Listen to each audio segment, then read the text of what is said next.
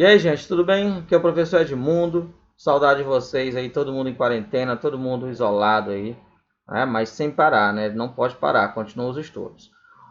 Bem, hoje vamos ver uma aula de MHS, Movimento Harmônico Simples, tá bom?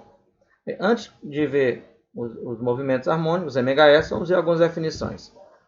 Primeiro, que é um movimento periódico, é todo movimento que se repete periodicamente. Exemplo, movimento que a Terra realiza ao redor de si mesma. É um movimento periódico, acontece a cada 24 horas. Movimento harmônico é todo movimento que se repete periodicamente, mas tem uma força puxando o bloco de volta para a posição de equilíbrio, uma força restauradora. O que seria essa força restauradora? É uma força que puxa o bloco para a posição de equilíbrio. E ela é proporcional à distância do corpo à posição de equilíbrio. Quanto mais distante o corpo estiver da posição de equilíbrio, maior é a força que puxa ele de volta. Período. Período é o tempo para realizar uma oscilação completa. É o tempo que o bloco leva, que o corpo leva para ir e voltar, para realizar uma oscilação completa. Frequência é o número de oscilações a cada segundo, a cada minuto, a cada hora, ok? Normalmente a gente trabalha em Hertz, que é oscilações por segundo. Bem, dito isso, vamos ver o primeiro exemplo. O primeiro exemplo de MHS é o sistema massa-mola. O que é o sistema massa-mola? É um corpo preso a uma mola que se põe a oscilar, né? Se põe a realizar um movimento de ida e volta. O que é importante saber? Primeira coisa a saber é saber o tempo que o bloco leva para realizar uma oscilação completa, que a gente chama de MHS. Desculpa, que a gente chama de período, ok? Esse período ele vai ser 2π vezes a raiz de m sobre k. Esse t é o período, m é a massa, k é a constante elástica da mola. Ok? Deixa eu fazer com a animaçãozinha para vocês entenderem. Vou colocar aqui um bloquinho na mola, tá bom? E vou fazer uma oscilação. Deixa eu puxar aqui para baixo, pronto. Isso aí é um MHS, ó. O bloco está indo e voltando, indo e voltando. Isso é um MHS. A força elástica puxa o bloco de volta para a posição de equilíbrio. Vejam em câmera lenta aí, ó. O bloco indo, ele para nas extremidades, acelera, no meio ele começa a frear e para na outra extremidade, ok? Deixa eu colocar aqui o vetor velocidade para vocês. Vou botar aqui a velocidade para vocês verem na animação. Veja, esse vetor verde aí é a velocidade. Veja que a velocidade ela diminui até na extremidade, aí em câmera lenta aí, ó. Ela aumenta até o meio e diminui na extremidade até parar. Ele para na extremidade, aí aumenta a velocidade, depois diminui até parar, ok? A velocidade é máxima no meio e é zero nas extremidades. Importante saber como a velocidade se comporta no MHS. Vamos colocar agora a aceleração para vocês. A aceleração vai ser esse vetor amarelinho aí para vocês olharem, ó. Veja, a aceleração ela é máxima nas extremidades e zero no meio. No ponto de equilíbrio, a aceleração é zero porque a mola não está deformada. Veja em câmera lenta aí, ó. A aceleração aumenta na extremidade, diminui, no meio é zero, depois aumenta de novo até parar na outra extremidade. Ok? Beleza. Outro exemplo é o pêndulo simples. O que é um pêndulo simples? É um bloco, né, uma massa presa a um fio que se põe a oscilar. O que é importante saber, professor? É importante saber o período. O período é o tempo para realizar uma oscilação completa. Esse período é 2π vezes a raiz de L sobre G. Depende do L, que é o comprimento do fio, e da gravidade, aceleração gravitacional, né? Deixa eu colocar aqui uma animaçãozinha para você ver aqui. Olha, você pega o bloquinho, perturba ele, aí ele começa a realizar um MHS quando eu solto. Tá vendo? Ele está realizando um MHS. Vai e volta. Vai. Uma componente do peso puxa o bloco de volta para a posição de equilíbrio. Veja que a velocidade é zero nas extremidades e é máxima no meio. Eu coloquei agora dois pêndulos, um em cima do outro, o vermelhinho e o azul. A massa do vermelho é menor. Veja que a massa não interessa. Ó. Vou perturbar o pêndulo vermelho, vou soltar, ó. Ele realiza um MHS. Agora eu vou perturbar o pêndulo azul, que a massa é bem maior. Veja que eles levam o mesmo tempo para ir e voltar. Por que é ao mesmo tempo? Porque o tamanho do fio é o mesmo. Tá vendo? Ó? Mesmo tempo. Deixa eu aumentar agora o ângulo de oscilação. Para você ver que o ângulo também não interessa. Tá? Deixa eu ver aqui. Vou pegar o vermelhinho. Vou oscilar com um ângulo bem grande aqui. Deixa eu aumentar um pouco mais o ângulo. Não. Vou aumentar o ângulo do azul. Pronto. Veja que o ângulo não interessa. Ó. O tempo para ir e voltar continua o mesmo. Eles estão levando o mesmo tempo para ir e voltar. Então não depende do ângulo de perturbação e nem depende da massa. Só depende do comprimento do fio e da gravidade. Ok? Vamos para as funções horárias. Pessoal, no MHS, nós vamos para fazer as funções horárias, nós vamos relacionar o movimento circular uniforme e o movimento harmônico. Então, enquanto o corpo realiza o movimento circular uniforme, a projeção dele, a sombra dele no eixo X e no eixo Y realiza um MHS. Tá bom? Deixa eu colocar aqui a animaçãozinha para vocês verem. Veja só. A esferinha cor-de-rosa ela está realizando um movimento circular. E a sombra dele, que é o vetor azul, no eixo X, e a sombra no eixo Y, que é o vetor vermelho, está realizando um MHS. Ó. Movimento de ida e volta. Ida e volta. Essa esferinha está realizando um movimento circular e a sombra dela no eixo X, que é o vetor azul, está realizando um MHS. Então, para encontrar a função da posição, nós vamos relacionar esses dois movimentos, ok? Então, vamos lá. Deixa eu ver aqui. Veja, a primeira coisa, vamos estabelecer aqui os ângulos. X é a posição que eu quero encontrar, esse X aí que é o vetor azul, tá bom? O A é o raio no movimento circular, que a gente vai chamar de amplitude. E esse ângulozinho φ aí. Então, eu quero descobrir o X. Veja que o X, esse X aqui, ele é o cateto adjacente ao ângulo. Cateto adjacente lembra o cosseno. Então, esse X vai ser o raio vezes o cosseno, tá bom? X é R vezes o cosseno. É só pegar a definição de cosseno aí no triângulo. Esse ângulo, no lugar do raio, a gente pode colocar o A de amplitude, tá bom? Lá do movimento circular, esse ângulo é o ângulo inicial mais a velocidade angular vezes o tempo. Isso aí é a função horária do ângulo no movimento circular uniforme. Substituindo, a função horária da posição vai ser A vezes o cosseno de ômega t mais φ0, tá bom? Esse x é a posição, t é tempo, A é a amplitude, que a gente chama de raio também, tá bom? φ0 é a fase inicial, ou ângulo inicial. Depois a gente vai falar melhor desse φ0 aí. Eu vou explicar melhor o que significa essa fase inicial na próxima aula. Ômega é a velocidade angular, ok?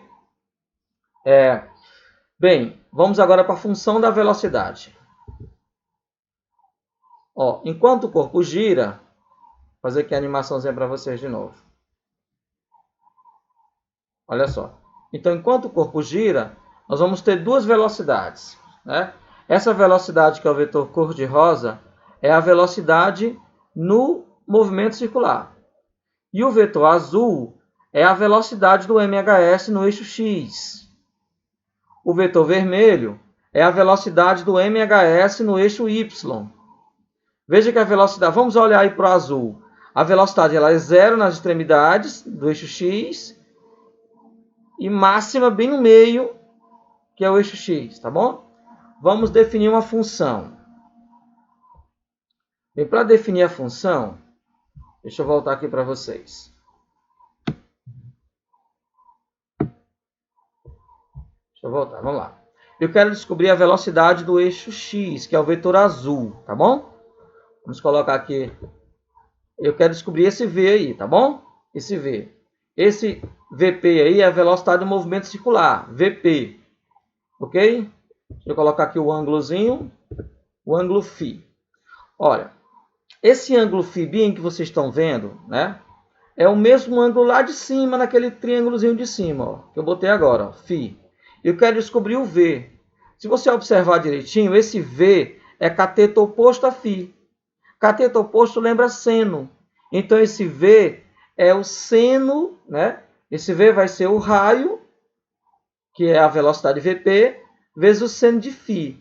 Esse menos aí, gente, é porque ele está se movendo para a esquerda. Está, nesse momento aí que eu estou pegando aí, nesse exemplo, o móvel está voltando, então a velocidade é negativa, tá bom?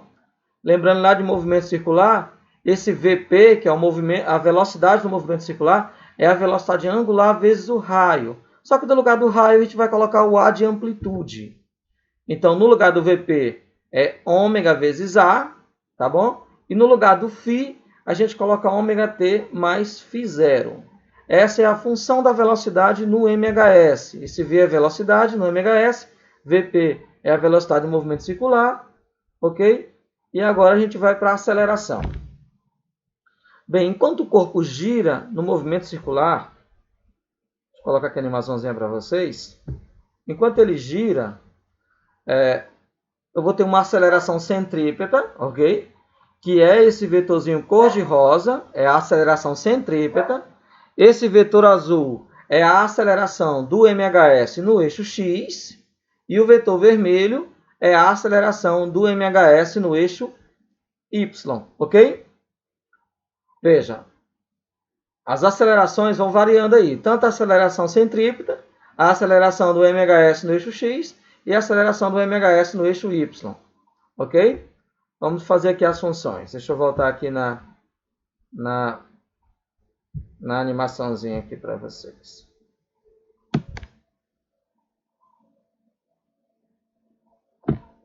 Bem, então vamos lá.